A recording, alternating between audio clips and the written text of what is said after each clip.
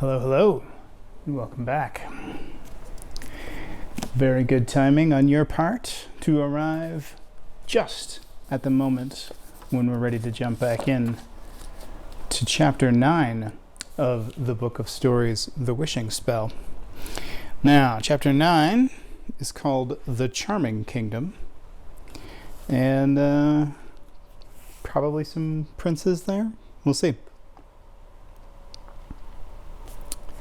Alex and Connor woke up on the floor of Rapunzel's tower just after sunrise. They were snuggled under the blankets Froggy had given them, and they'd used their bags as pillows. "How did you sleep?" Alex asked her brother. "Like I slept on the floor of a tower," Connor said, thinking he'd never take his bed at home for granted again. He stretched his back, and his joints made sounds like firecrackers. They put their blankets away and decided to get an early start on their day. Alex insisted on tidying up the tower, leaving it in better condition than they had found it in. "I'd hate for anyone to think we made this mess," Alex said. Connor rolled his eyes at her and made sure she saw it. "What's our next stop?" Connor asked Alex. She looked back and forth from the map in one hand to the journal in the other. "Well, the Charming Kingdom is just east of here," Alex said. "I figure it would be wisest to go there and see if we can get a hold of Cinderella's slipper." "And how exactly are we going to do that?" Connor asked. Alex had to think about it. "We'll just ask her if we can borrow it, I guess," she decided. "Fat chance," Connor said. "That's like walking into the White House and asking for the Declaration of Independence."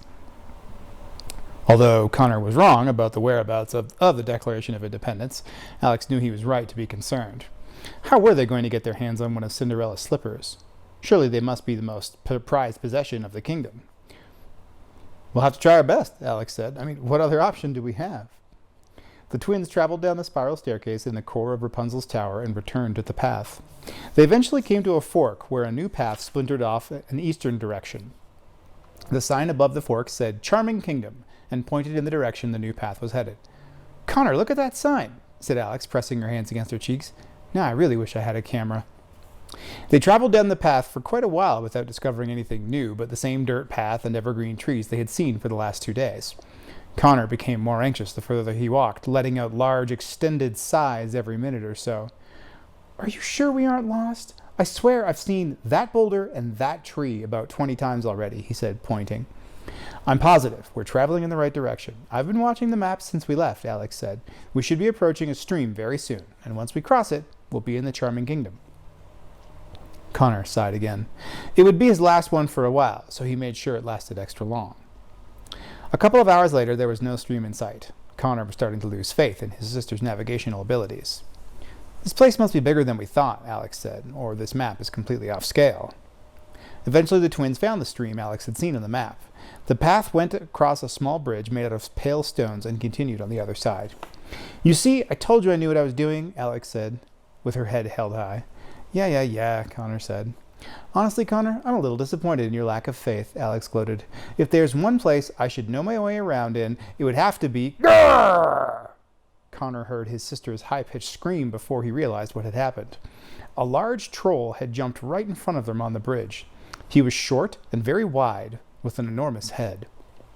His arms and legs were tiny, but his nails and teeth were sharp and long. "You are on my bridge!" the troll shouted. "How dare you!" "We're so sorry," said Alex, clutching onto her brother like a monkey to a tree.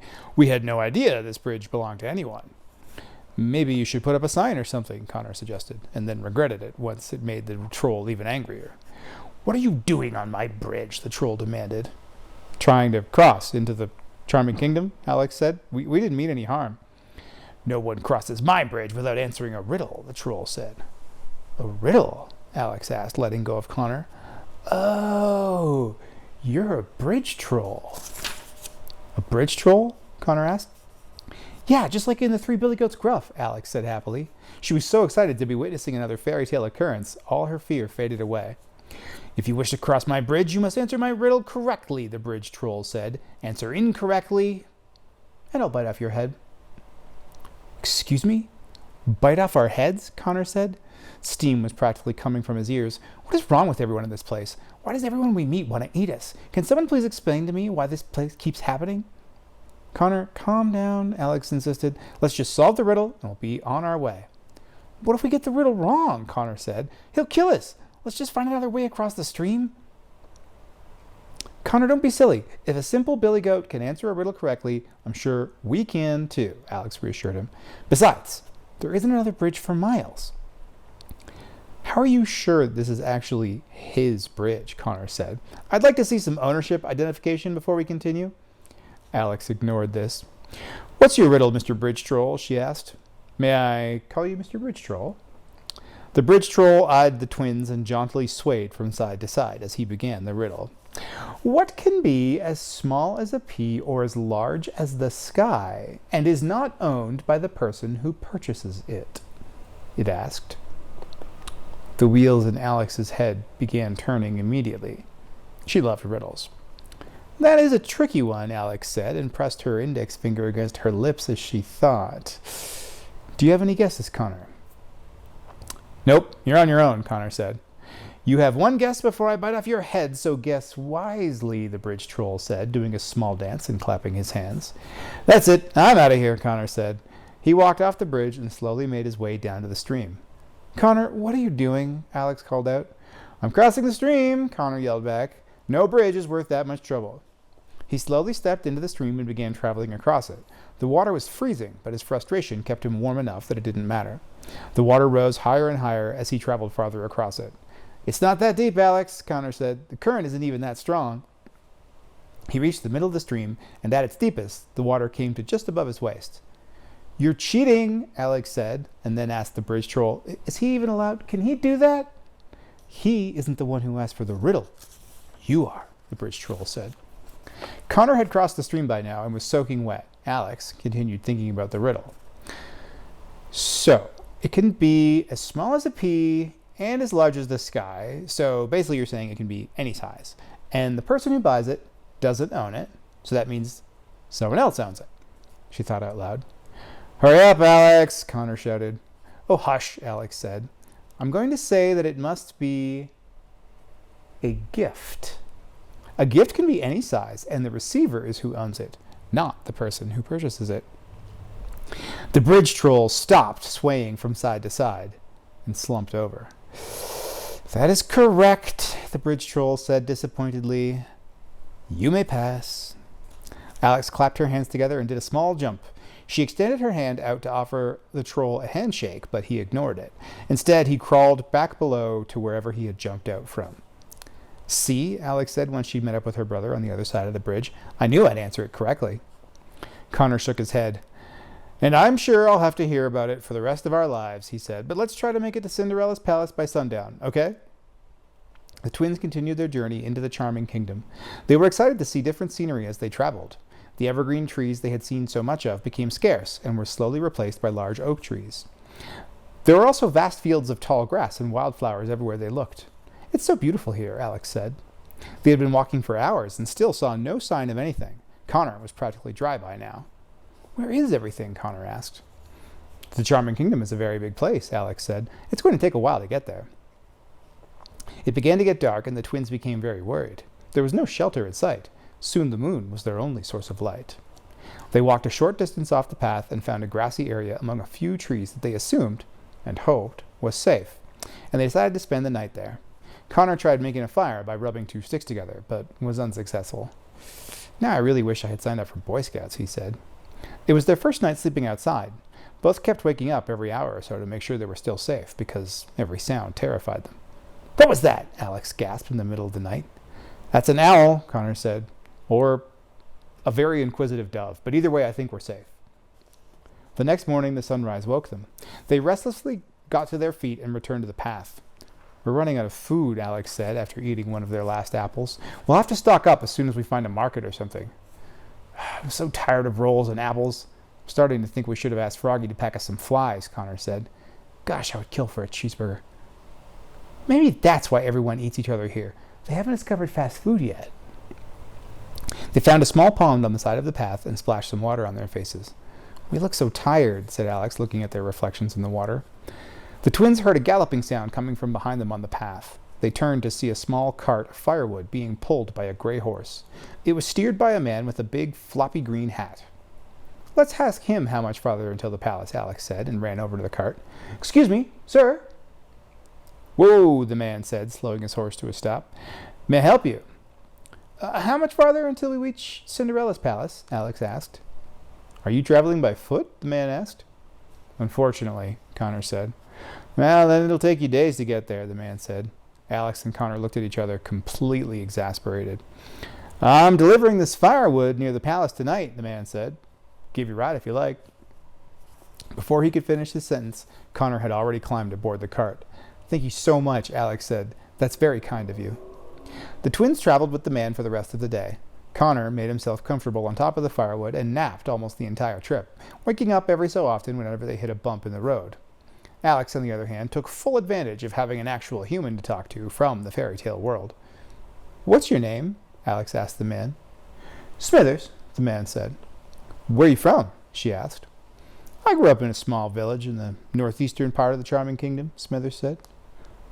What's it like here? Alex said dreamily. My brother and I haven't been around this kingdom very much. Well, the charming kingdom's a quiet place, Smithers said. Lots of small villages on the outskirts of the kingdom and many wealthy estates in the center near the palace. Have you ever been to the palace before? Alex asked. Oh, yes, I make many deliveries there during the year, he said. In fact, tonight the king and queen are having a huge ball. They are? Alex's eyes doubled in size. She shook Connor awake. Connor, did you hear that? Cinderella's having a ball tonight. Isn't that wonderful? What are the chances? Well, that's great, Connor said, and then immediately fell back to sleep.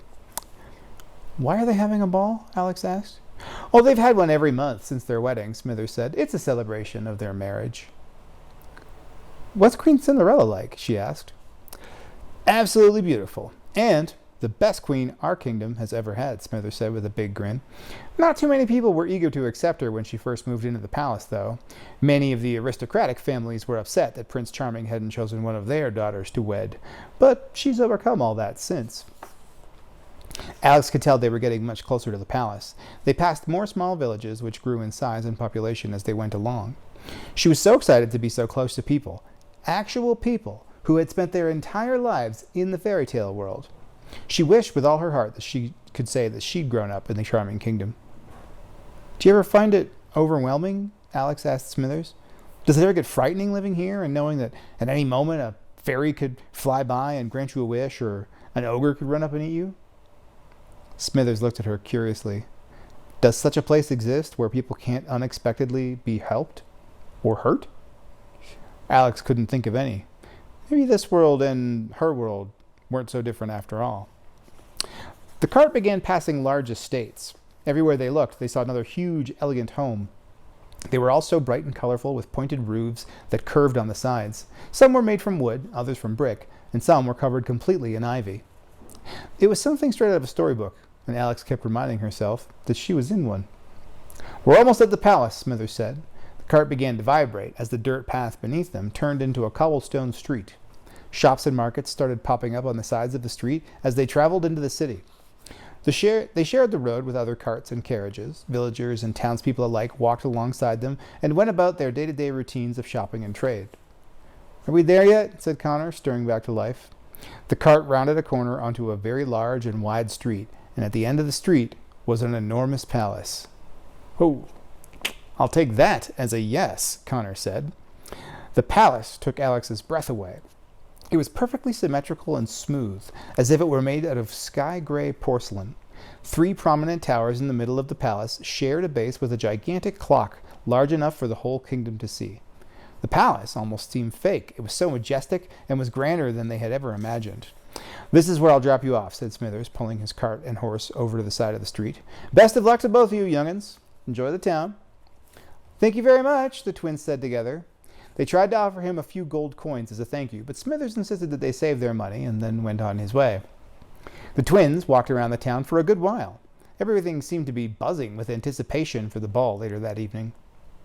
They soon found a small market and were able to purchase fresh fruit and vegetable and breads. Alex kept trying to make small talk with every person she encountered, but most of the townspeople ignored her. Connor kept rolling his eyes at his sister. Everything she saw excited her. I don't know how I'm going to survive traveling with you if you keep up this constant state of excitement, Connor said. It's exhausting, and it's really getting on my nerves. I'm sorry, Alex said. We've been around so many trees the last couple of days. I'm just excited to see all the people. And they're... Oh, look at that doorknob on that building. It's in the shape of a slipper. Isn't that cute? After a busy afternoon of sightseeing, they found a quiet hill that overlooked the town, and they sat under the shade of a large tree. The sun was starting to descend, and the twins grew anxious at the thought of another day ending. What's our plan? Connor asked. Let's see what the journal suggests, Alex said, and pulled it out from her school bag.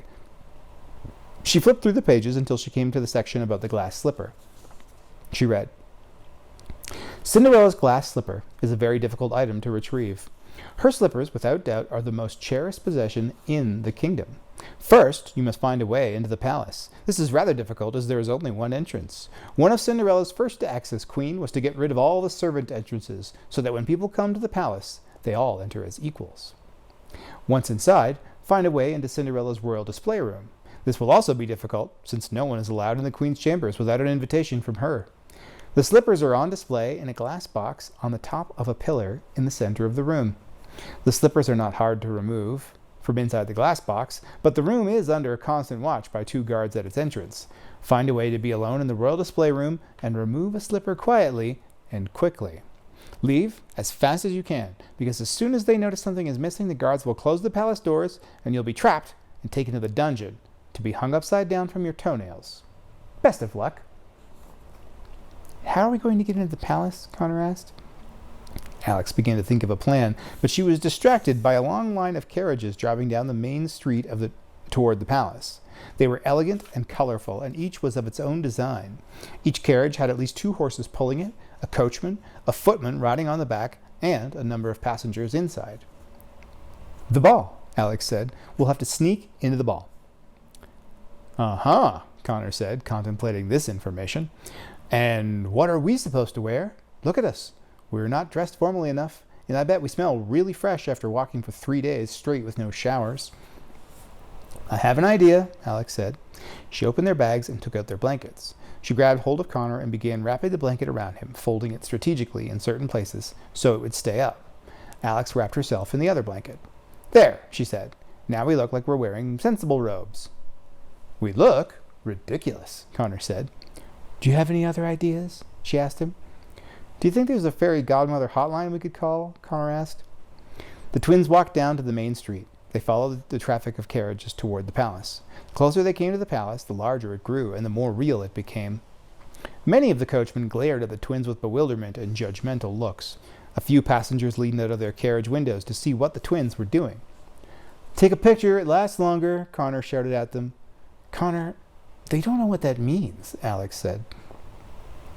They reached the palace just as the sun was setting.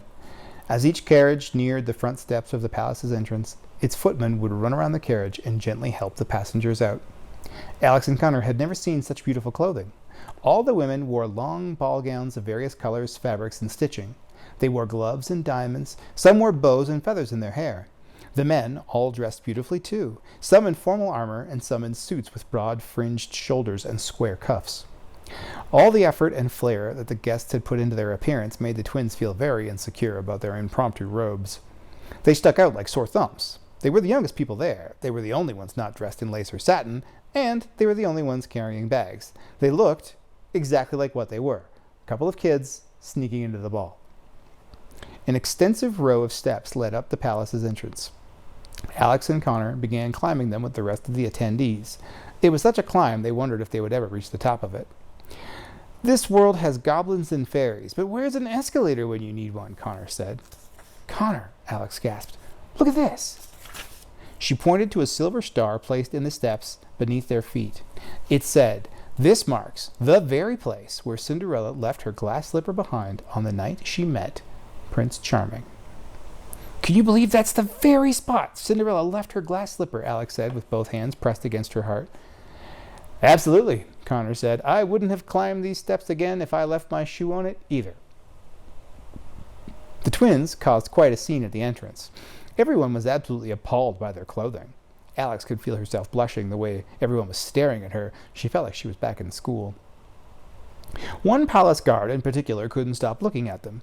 Not in a judgmental way, but as if he had seen them somewhere before and couldn't quite remember where.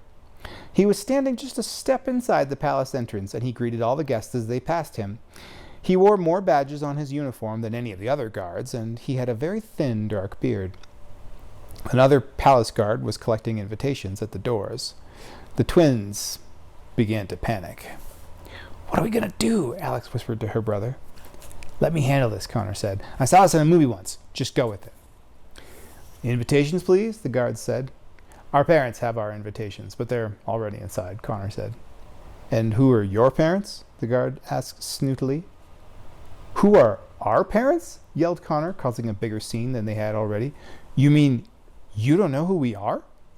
All the guards and guests looked at one another.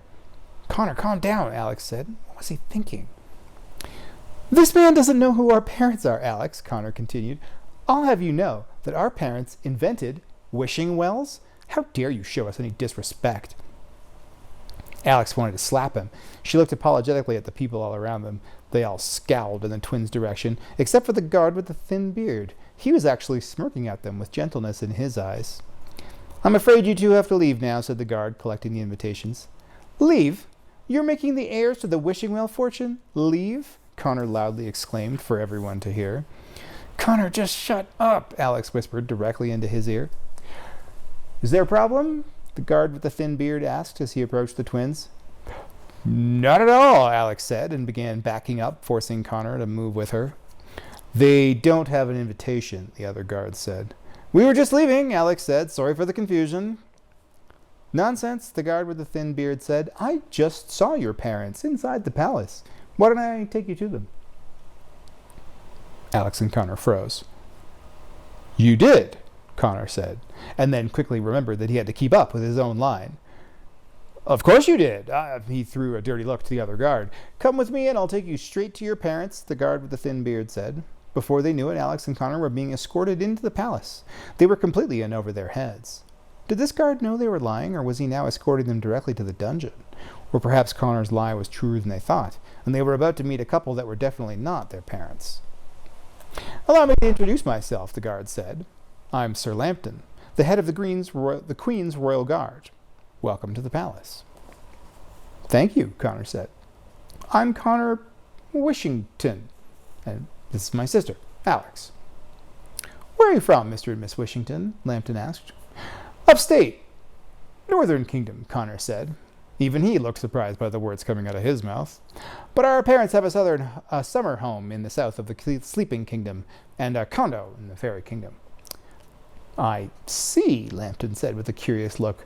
"Would you like me to take your bags for you?" "No, that's quite all right," Alex said. "We'll manage." Lambton led the twins down a long hallway behind the other guests. There were many large portraits of past rulers on the walls, and a red carpet ran under their feet. Alex and Connor were all eyes. They had never been inside a royal palace before. There were so many shiny things to look at. Lambton seemed to be enjoying their excitement. He leaned between them and softly said, "You're sneaking into the palace, aren't you?" Alex desperately looked to Connor, but he was out of his lies for tonight. "Please don't throw us in the dungeon," Alex pleaded. "We didn't mean any harm." Connor looked at his sister with a raised eyebrow. Did she mean no harm besides breaking into the palace and stealing a cherished item? Lambton chuckled. "I've seen a lot of youngsters try to sneak into a royal ball before, but never have I been so entertained by such an attempt," he said. "So you aren't going to throw us in a cell and hang us upside down by our toenails?" Connor asked. "Oh, we stopped doing that ages ago," Lambton said. "On the contrary, it would be my honor to show you two around." "Really?" Connor said. "That would be lovely," Alex said, clasping her hands together. "Thank you." At the end of the hall, Lambton led the twins through a pair of golden doors into the ballroom. At first, the sight was overwhelming. There were so many things to look at, it was impossible to focus on any one thing long enough to comprehend what it was. There was so much movement and color. The biggest chandelier they had ever seen, with thousands of candles, hung from the ceiling above an enormous dance floor. Hundreds of formally dressed men and women filled the space. Some mingled on the sides, while others danced to the music, played by a small orchestra in the corner. Everything, from the archways to the accents on the walls, was golden, and a grand staircase descended in the back of the room just behind two empty thrones. Connor knew it would only be a few seconds before Alex started crying. "It's so beautiful," Alex said with teary eyes. Is this the hall where they had the ball where Cinderella and the prince met? Indeed, Lambton said. I'll never forget it. I was just a simple guard back then. The prince was meeting all the young women in the kingdom in hopes of finding a bride. Cinderella was the last to arrive that night. She entered the room just as we are now, and everyone stopped to look at her. How does she look? Alex asked. Magical, Lambton said with a smile lost in his own memory. She wore a long velvet dress that sparkled as she walked. I remember hearing the soft taps of her glass slippers as she walked past. As soon as the prince saw her, it was love at first sight. The whole palace could feel it. Suddenly, a man blew a trumpet at the foot of the grand staircase. Ladies and gentlemen, the man with the trumpet announced, it is with great honor that I welcome to the royal ball this evening. Now, please give a warm welcome to the royal majesties King Charming and Queen Cinderella. The guests cheered and burst into applause. The royal couple entered the ballroom, slowly making their way down the grand staircase. Alex grabbed onto Connor's arm. Connor! Alex grasped. It's Cinderella! It's Cinderella! Although the twins had only seen illustrations of her, Cinderella was more beautiful than they had ever expected. Her hair was auburn and styled up behind a crystal tiara. She wore white gloves, and a long turquoise gown flowed down around her, accentuating her pregnant belly. Despite all the gold and the glorious chandelier, her eyes and smile were the brightest things in the room. King Charming was the definition of dashing. He was every bit as handsome as any description ever written about him. He had a mesmerizing smile and thick wavy hair under a large golden crown. He could easily have been a movie star back in the twins' world. The king and queen took their seats on the thrones, and the guard with the trumpet blew the opening notes of another announcement. Let the ball begin, the guard with the trumpet pronounced, and was greeted with another round of excited applause. The majority of the guests rushed to the dance floor. The orchestra began playing a fast-paced symphony. All the guests paired up and began waltzing around the room, each looking lovingly into their partner's eyes the entire time. The king and queen remained seated. You could tell Cinderella wanted to join the dance, but her pregnancy was preventing her from doing so. King Charming only had eyes for his wife. He was enjoying her watching the dance more than the actual dance itself. At one point, each of the dancing men collected a shoe from their partners and circled them with it before placing it back on their feet. A Cinderellian tribute, no doubt. Time flew by as the twins watched the ball. The unborn child Cinderella was carrying must have been kicking from all the excitement. Cinderella appeared to have some discomfort, and had been rubbing her belly and shifting in her seat for some time. She eventually whispered something into King Charming's ear. King Charming took his wife's hand and carefully helped her back up the grand staircase. The guard blew his trumpet again. The queen is tired and wishes to rest, but she and the king welcome you to continue the celebration without their presence. The crowd happily obliged and continued their fun. Would you like a tour of the palace? Lambton asked the twins. More than anything, Alex said. Lambton escorted the twins out of the ballroom and down a hall similar to the one they had first entered the palace through. It, too, was home to several portraits of past rulers and a long red carpet. This palace was built over 500 years ago, Lambton told them as he walked. It's been home to the Charming dynasty since then. This is a portrait of King Chester Charming, Cinderella's late father-in-law. He referred to a large painting of an old bearded man with a crown. He looked exactly like his son, but much older. How many King Charmings have there been? Connor asked. Oh, we've lost count, Lambton said. There are 3 currently. King Chester had 4 sons: Chance Charming, Chase Charming, Chandler Charming, and Charlie Charming. Each of the Charming brothers had his own portrait on the wall. King Chance Charming is the oldest and is married to Queen Cinderella, Lambton said, and gestured at the portrait of the man they had just seen in the ballroom. King Chase Charming is the second oldest and is married to Queen Sleeping Beauty, Lambton continued. Chase looked exactly like his brother, except he was a bit taller and wore a goatee. King Chandler Charming is the third oldest and is married to Queen Snow White, Lambton said. Chandler looked like his brother, but had the longest hair of all of them. The last portrait in the hallway caught the twins' eye the most. It was hung slightly away from the rest and depicted the youngest of the Charming brothers. He was young and had a big smile. A single candle was lit beside the portrait. It appeared to be a memorial of sorts. Who's that? Connor asked Lambton. Lambton's happy expression faded away. That's Prince Charlie, 4th son of King Chester. He's the long-lost Charming prince, Lambton said. He vanished one night many years ago, and no one ever saw him again. It's horrible, Alex said. His brothers led massive search parties throughout the kingdoms, but they never found a trace of him, Lambton said sadly. Fortunately, some good came out of the search. While on the road, Prince Chandler came across Snow White in her glass coffin, and Prince Chase discovered Sleeping Beauty aside in her castle. And they both broke the spells put on them and were married. That's incredible, Alex said. So if Prince Charlie never went missing, Sleeping Beauty and Snow White would still be unconscious? That may be, Lambton said. And since his brothers took all the eligible princesses, Prince Chance had to put out on the ball where he met Cinderella. Everything happens for a reason, I suppose. Alex and Connor couldn't stop staring at the portrait of Prince Charlie. There was a sad energy in this part of the hallway, and the twins were especially sensitive to it. The long-lost prince couldn't have been much older than them when he'd gone missing. Lambton clearly appreciated the twins' interest. Now, follow me. I have something very special I want to show you, Lambton said. Lambton led the twins down another hallway that led deeper into the palace. This part of the palace was completely vacant, and it made the twins more and more nervous as they walked. They had no idea where Lambton was taking them, and they were too timid to ask. They rounded a corner, and at the end of another long hall was a pair of black double doors. There were 2 guards on either side of the doors, and a large stone arch above them, with a sign that read, Queen Cinderella's Royal Room of Display. Alex and Connor looked at each other with light in their eyes. They made it. Hello, Sir Lambton, one of the guards said. Good evening, Lambton said. He pushed open the doors, and the twins followed him inside.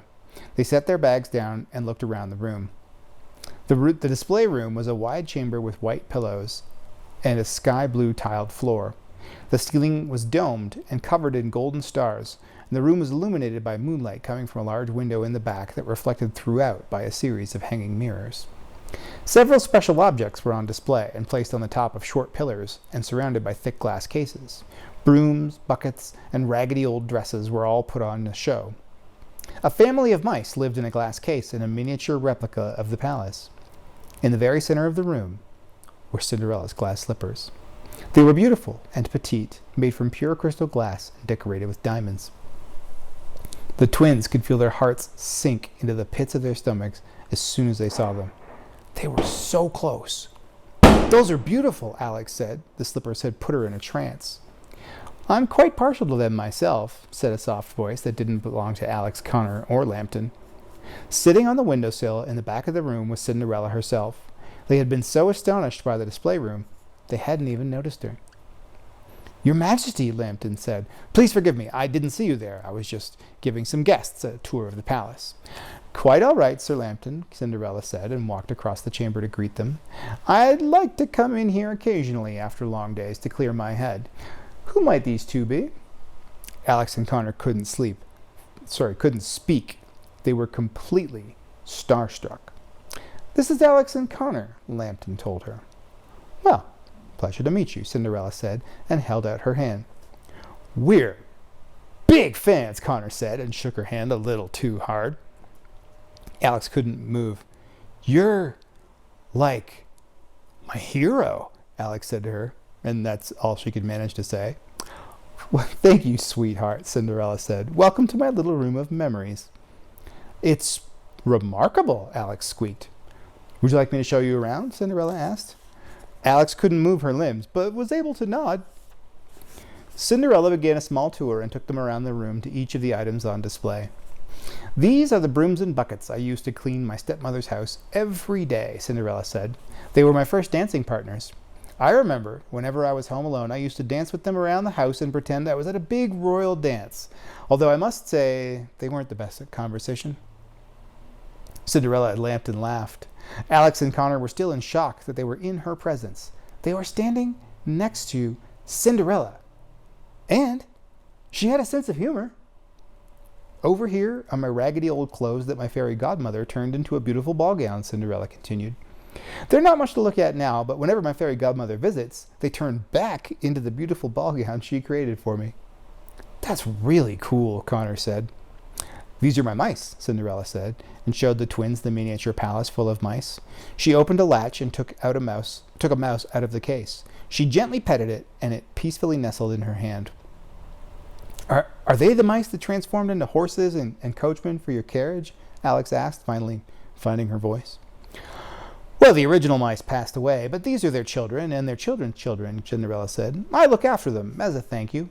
They have a horrible reputation, but mice are actually very gentle creatures. You just have to give them a chance.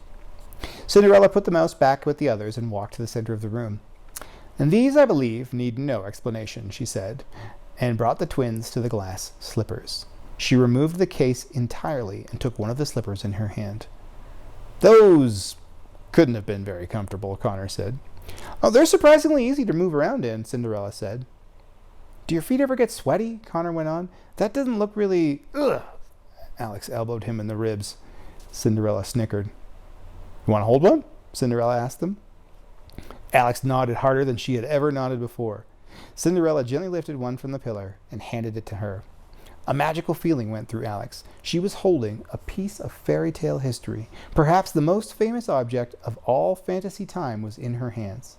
She couldn't help get a little emotional. Connor, on the other hand, was thinking of ways to steal the slipper. Alex kept looking up at her brother and knew what he was thinking by the intensity in his eyes. For a moment, they shared the same thought. Was it possible to take off with it? Connor was actually thinking if it was possible to outrun Lambton and the two guards at the door. What was it like? Alex asked Cinderella. What was it like going from a servant to being a queen? What was it like to be saved from a horrible situation? Your life is literally, well, a Cinderella story. Sadness came to Cinderella's face.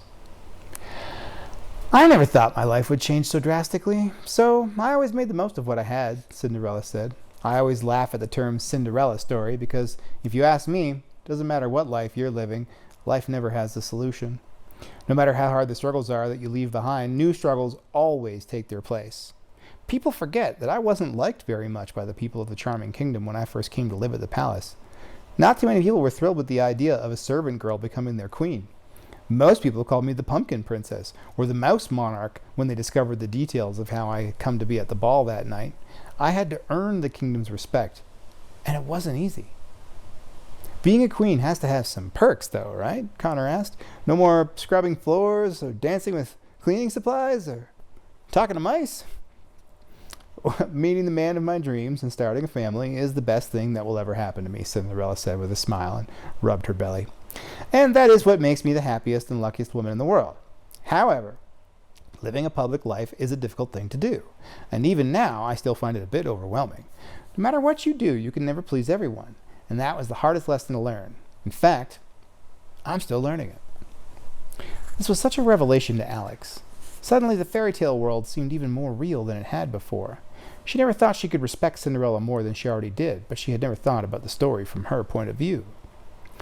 Alex set the glass slipper back beside the other one. At first, Connor shot her a look. What are you doing? We have to steal that. But they both knew they couldn't take it. At least not tonight, not after the kindness they had been shown. After all the magical things that have happened in my life, this is my most prized possession, Cinderella said, her hands still on her pregnant stomach. And she's going to be here any day now. How do you know it's a girl? Alex asked. Mother's intuition, Cinderella said. She never sits still when she hears music, so she must have my taste and her father's energy. One of the guards from the hallway burst into the display room. Your Majesty, Sir Lambton, your presence has been requested in the ballroom, the guard said very seriously. Something was wrong. What's the matter? Sir Lambton asked.